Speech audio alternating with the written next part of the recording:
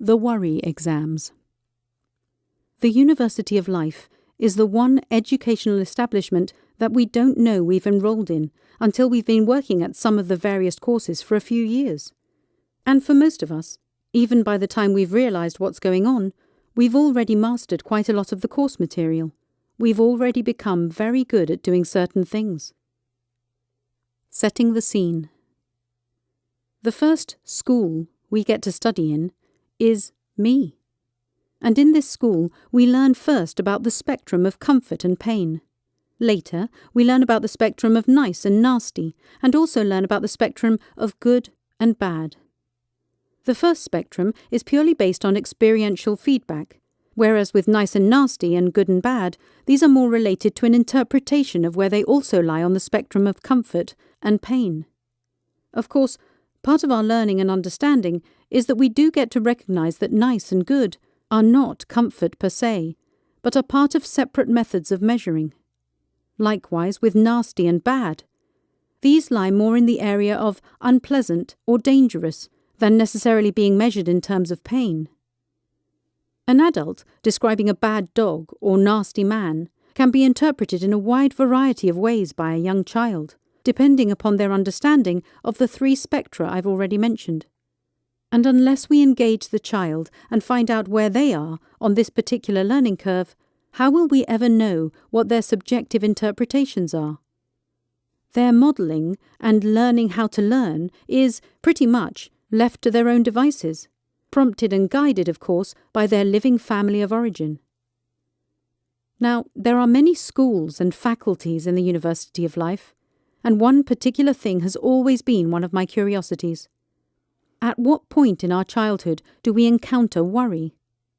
So I'd like to stay with the School of Me and examine some of the activities that go on within the Faculty of Worry.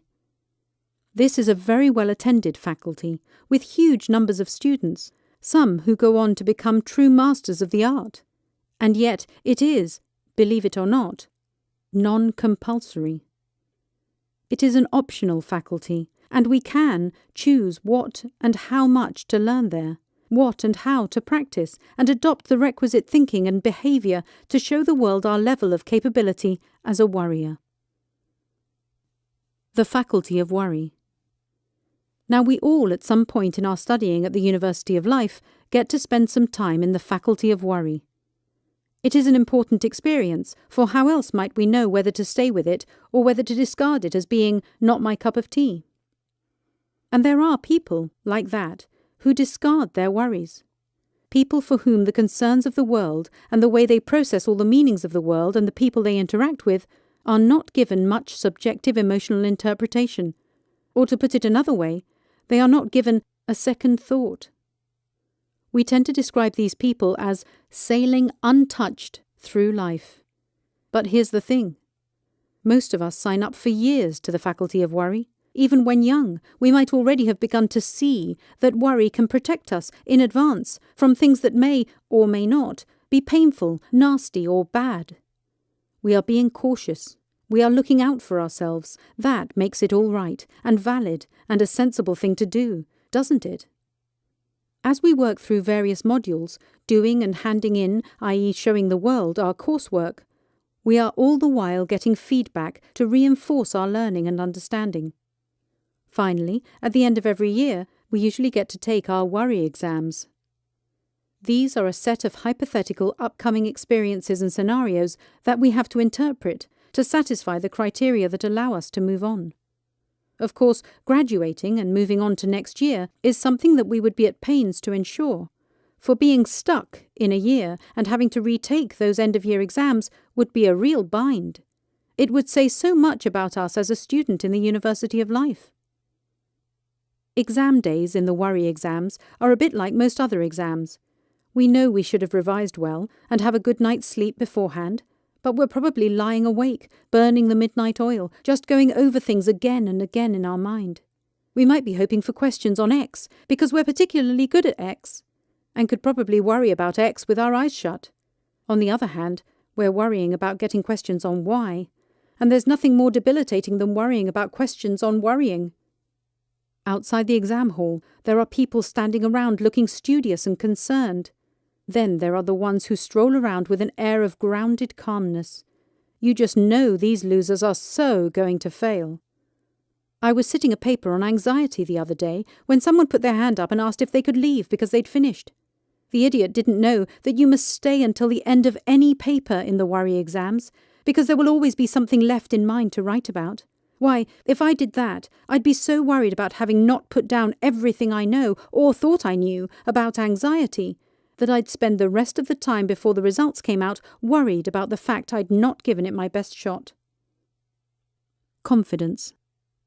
So where does confidence lie for the best worriers? Are those that get the best grades in the worry exams confident of their ability in this domain? Well, I think it might be akin to the joke about the guy who was in two minds as to whether or not to go to the symposium on schizophrenia. But then again, I can't be sure. To be honest, in my experience, the best worriers are so busy doing what they're good at that they haven't got time to consider their confidence or the lack of it. If they did, confidence might be seen as a betrayal of an ability to worry, which might in turn give them very deep cause for concern. Luck. So does luck have a role to play in the life and times of a serious worrier? Does luck get in the way of his or her ability to win that annual certificate that is so much part of their raison d'être? To anyone with a worry exam tomorrow, I would say just hope and pray you don't get a paper full of easy questions, because that would be really unlucky for you. Easy questions are a challenge because they'd be like setting the bar too low in a high jump competition. Everyone would pass. Confusion. So, is it silly to worry about your worry exams? Is being confident about your worry exams actually going to jeopardize your chances of passing through to next year? Will bad luck play a good part in your worry exams or vice versa? What does getting a good grade in your worry exams really mean to you? What does it say about you? Let's face it, in theory, worrying is not about not knowing all the questions to ask yourself about what all the possible answers might be to a set of given criteria, contexts and scenarios. In the comfort of the mind, worry pays no attention to there being any gradient of probability. All likelihoods are likely. So if you're about to take your practical worry exams, you'd do well to remember the theory for starters. At the end of the day. At this stage, it might be a good idea for you to take a deep breath. In a roundabout kind of way, you should have arrived at a point roundabout now where you've become sensitized in a different way than before about the faculty of worry and why anyone, especially you, might have signed up to their courses in the first place. You can actually change your mind here in the University of Life. Opt out of this faculty and go for another instead. Perhaps one that is more suited to your outlook, your personality, your worldview, and your considerable skills. And as final thought, I'd like to offer you this story about Dr. Richard Bandler and the client who said to him, "I'm worried about having a heart attack." "Then why are you behaving in a way that means you are asking for one?" was his reply. The man was agog, even though Dr. B is well renowned for such bold responses.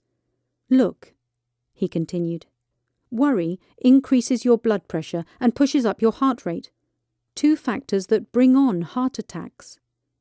What do you want to do? You can keep right on with your worrying until you get chest pains, if you wish. Shall I call the ambulance right now?"